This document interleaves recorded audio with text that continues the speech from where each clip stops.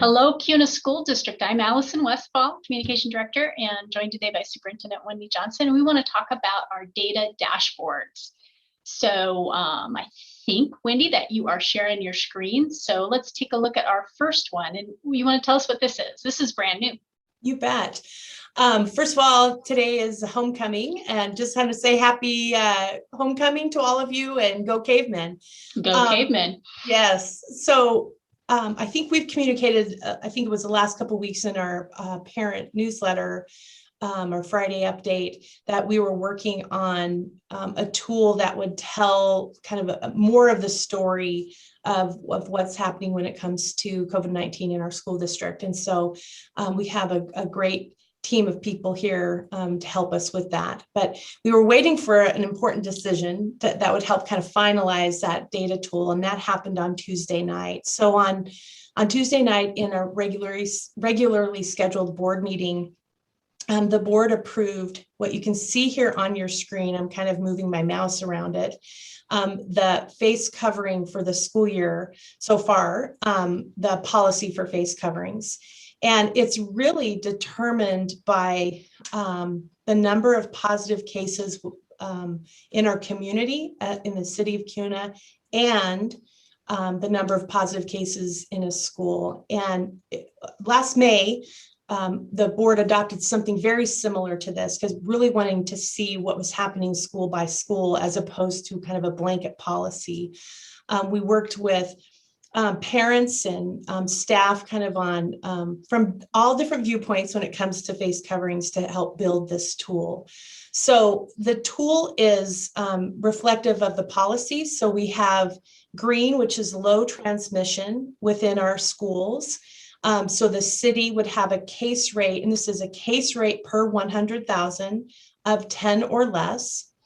And that the school percentage of positive cases, and that includes students and staff combined, of 1% or less.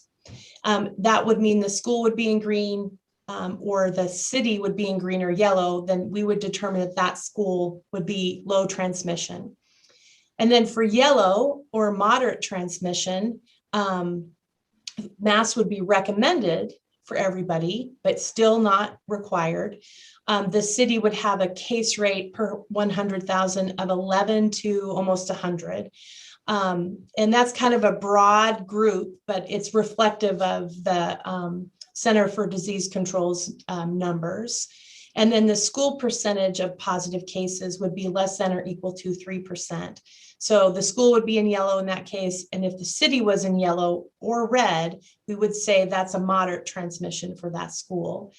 And then the red or high transmission, same thing, the city case rate would be 100 or greater per 100,000.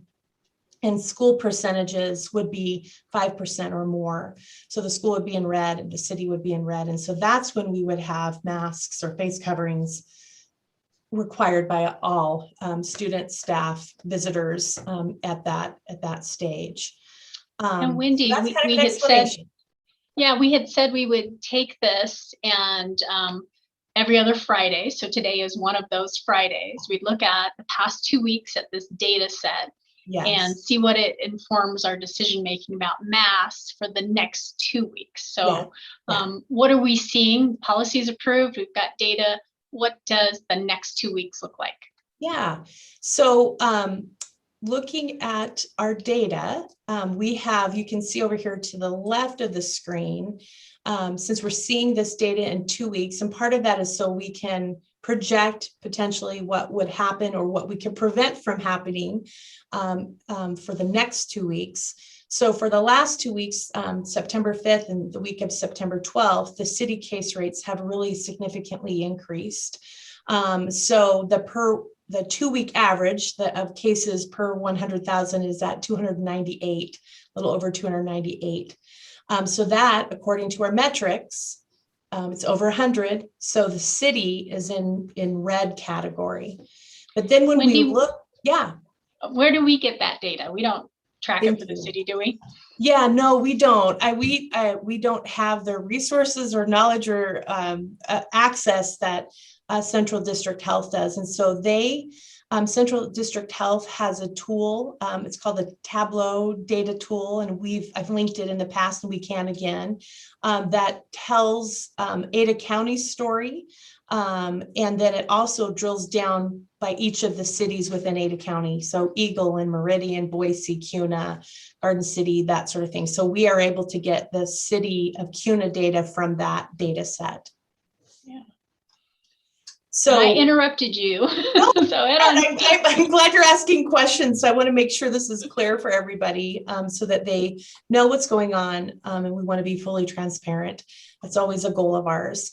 And we know that no matter what happens in any of the tools that we share, they're always a little bit confusing. So we want to make sure that people understand.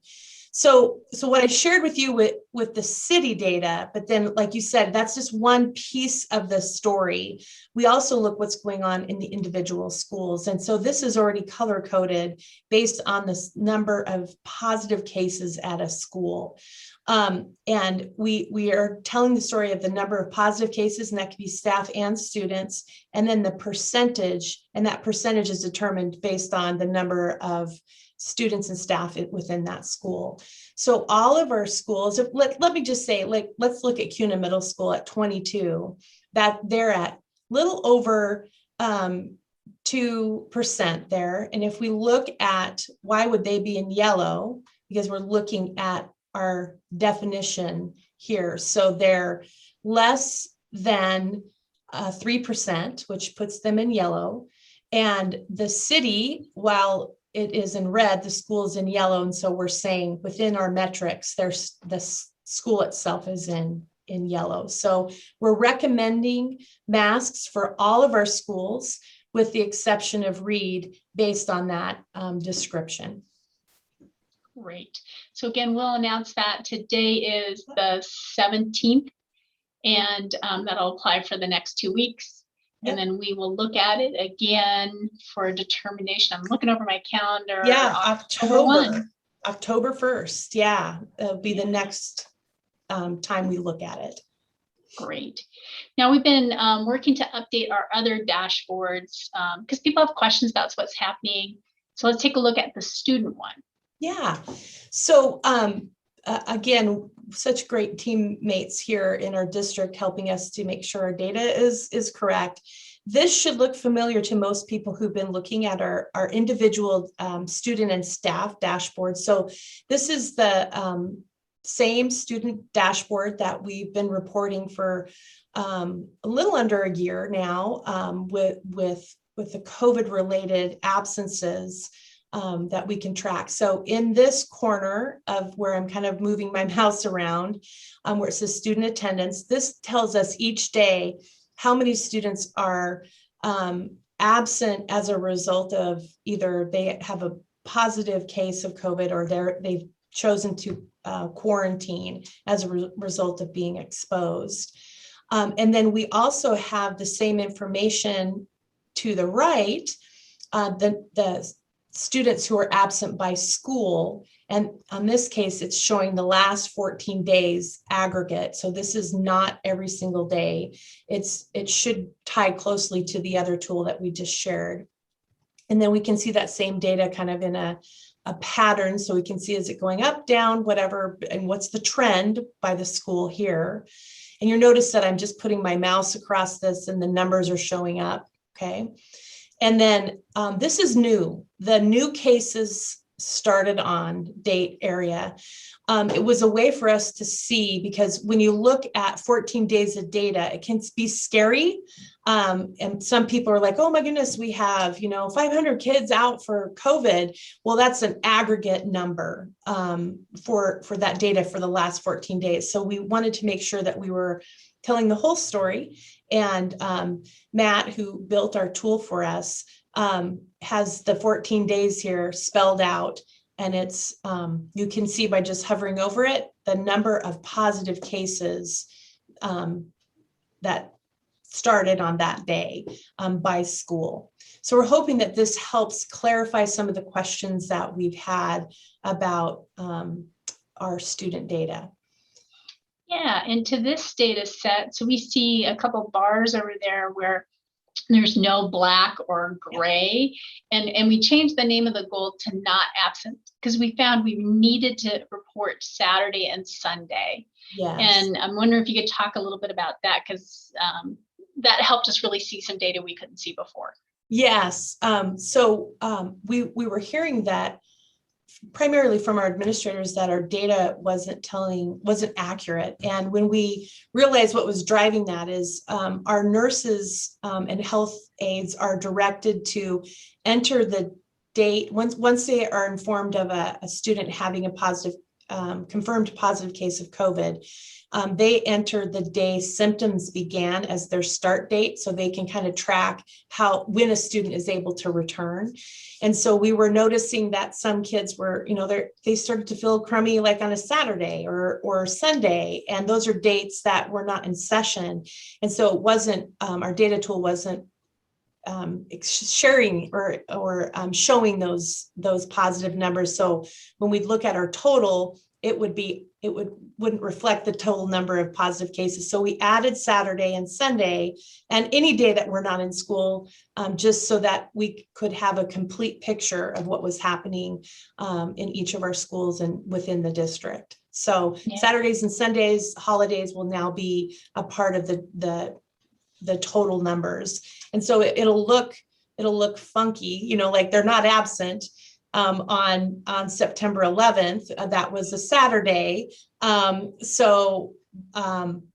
We didn't have school, so nobody should have been absent, but we can still see the number of positive cases within that 14-day framework that occurred.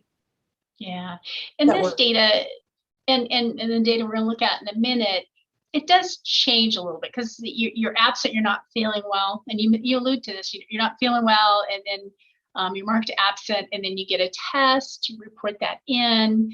How does that kind of lag impact what we can report? Yeah, so and this is a perfect example. Today is the day we're going to give our status of what the next 2 weeks will look like per school.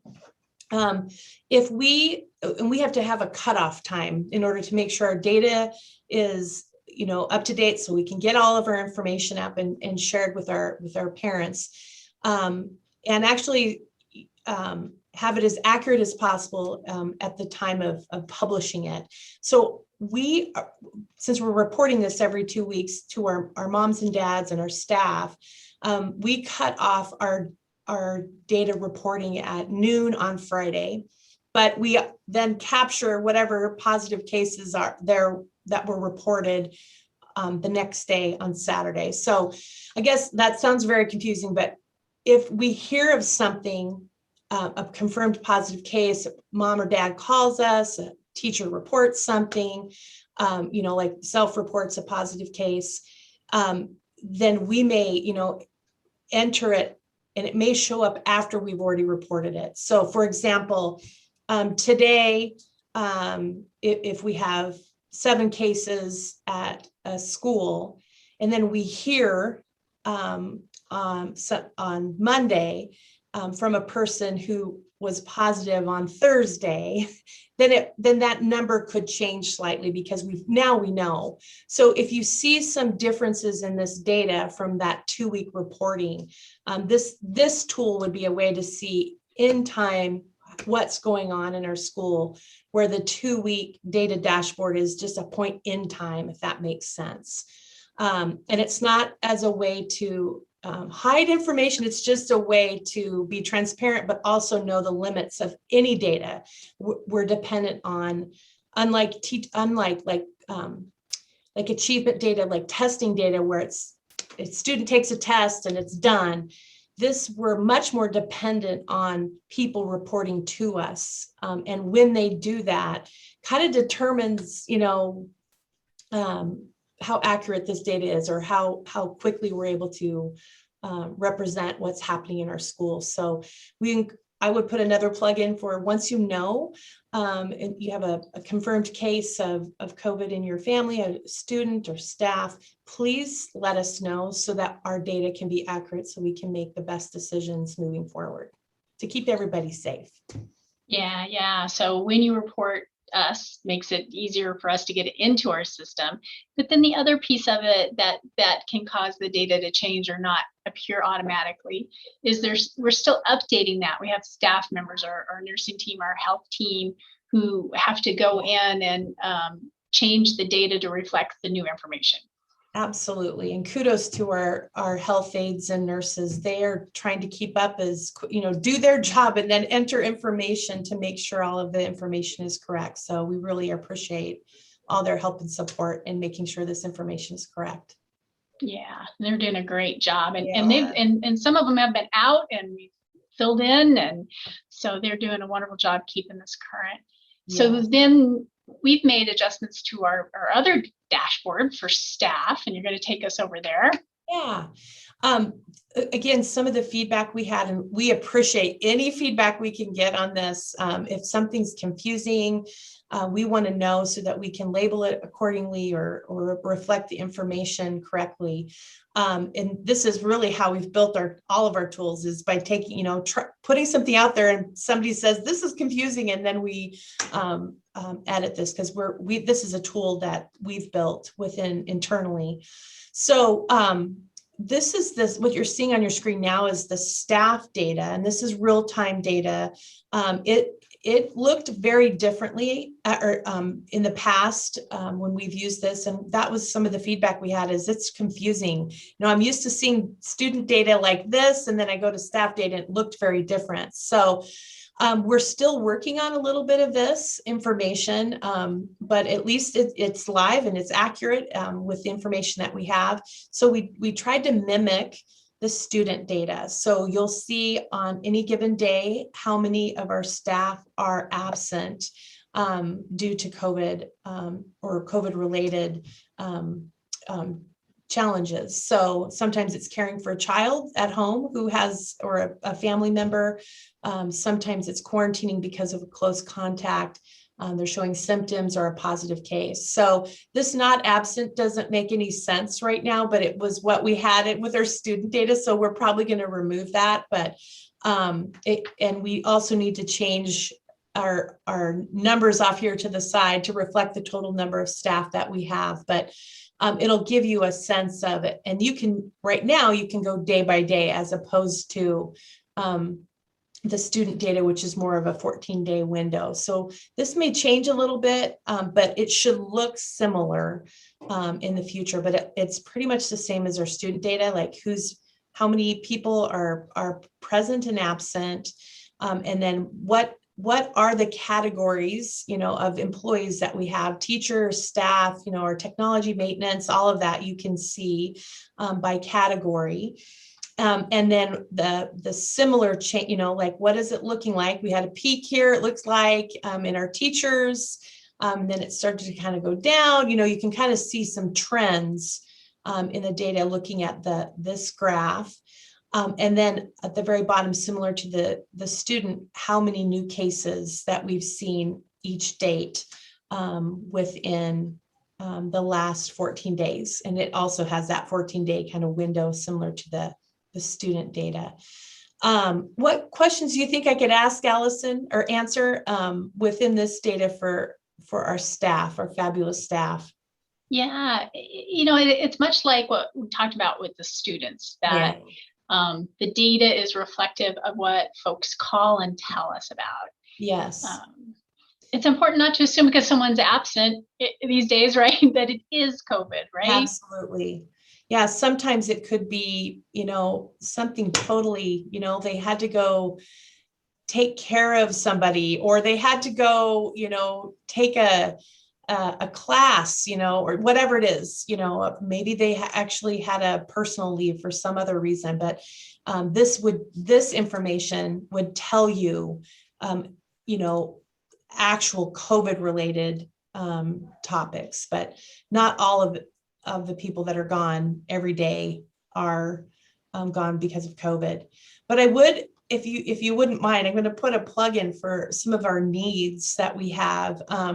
We were lucky to get some amazing teachers to fill our open spots that we had this year, but we still have a large need in transportation, in custodial, in our child nutrition, and in our paraeducation pools, and absolutely still need substitutes. So we've been very challenged this last 4 weeks in all of these areas. And we've had to shut down a classroom, and we've also had to shut down a whole school.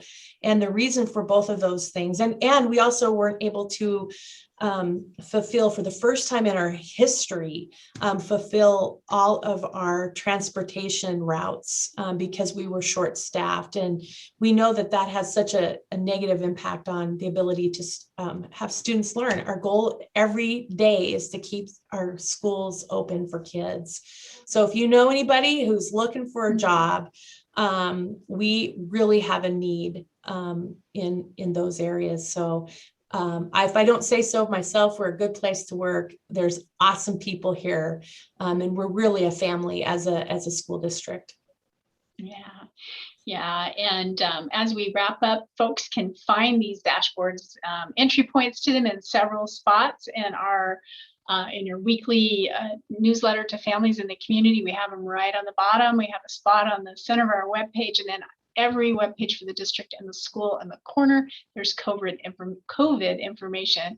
You can find our operations plan, which was reviewed and approved by the board as well, these dashboards, and other information. And we really do want to hear from folks of how to make these things better for you. Yeah, absolutely. We've made them better because of the input we've had. So we really appreciate that. Yeah. All right. What a great way to end homecoming day. Yeah. Go Cavemen. Thank you. Go Cavemen. Thank you.